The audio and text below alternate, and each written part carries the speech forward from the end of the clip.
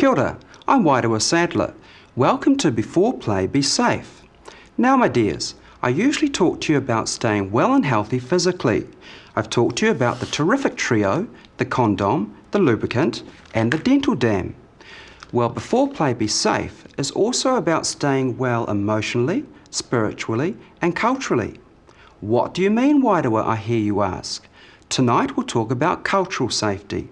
For example, what happens when you Māori boys and Māori girls fall in love with a tauiwi boy and a tauiwi girl?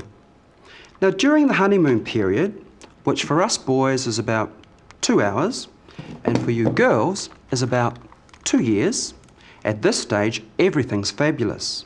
But then you notice your tauiwi lover sighs when you insist on washing the undies separately from the tea towels. Niggles when you insist that he or she not sit on the table, particularly when you're eating, and moans to your friends when the whānau of 50 comes for lunch and ends up staying for the whole week. You know what I mean. So, what do you do about it? Do you yell at them and say, "Stop washing my knickers with the tea towels or I'll divorce you"?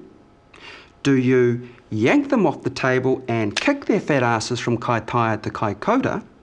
Or do you say, "You honkies are the product of colonial racists. Your karma in this lifetime is to pay for the sins of your bigoted and murderous ancestors. Your passports ran out 164 years ago. Honour the treaty and bugger off"? No. Cultural differences are just that. Differences that can be shared to enrich one's life. Discuss why certain ways of doing things are culturally appropriate or inappropriate. Talk about how you feel.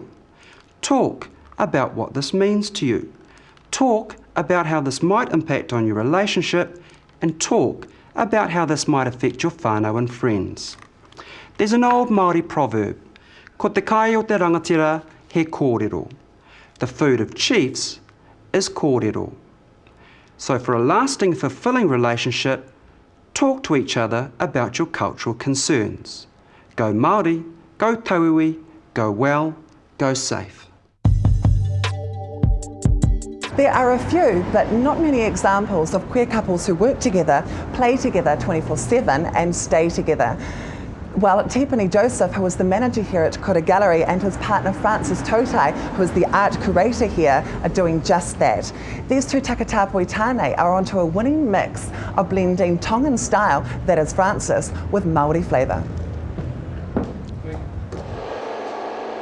This is a beautiful gallery. Oh, for sure. So I want to know, what's it like working with your partner? I don't think it's any different from working in a different establishment.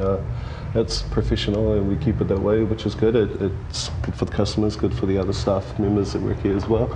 Yeah, fair play. So does being a couple help you sell more pieces? Like, do you finish each other's lines when you sell pieces of art?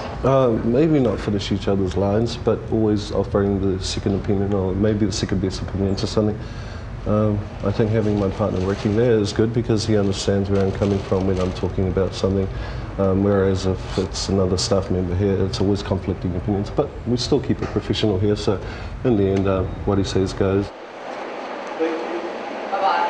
So how did you get into kaupapa Māori? I don't think I ever got into it. Being brought up, hanging around Māori kids in the block, I've always had Māori friends, so I've never thought it's been a culture merge. I think living in New Zealand, it's just a lifestyle. So do you know kōrero Māori about the symbols and art in here? Oh yeah, I think for sure, yeah, most definitely. I think to be interested in working in an establishment like this, you've got to really want to. I think for me, it's a cultural immersion, going with my partner. And it interests me, for me personally, before the Tongans were colonised, we had traditions, we had our own demigods and gods and so on in our own tales, and that's sadly lost now, but this is my way of learning about another culture, and then maybe in the near future or later future I'll be able to use the same concepts of learning into divulging information about my own culture. So what's it like for you as tau iwi to be selling Māori art?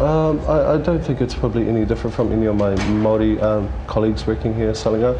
I think if you have the knowledge and you crave to have the knowledge and be able to sell and be informed and inform the customers properly, I think that's probably the key. So if a kaumātua walks on the door, are you nervous that he's going to ask you all these hard out questions?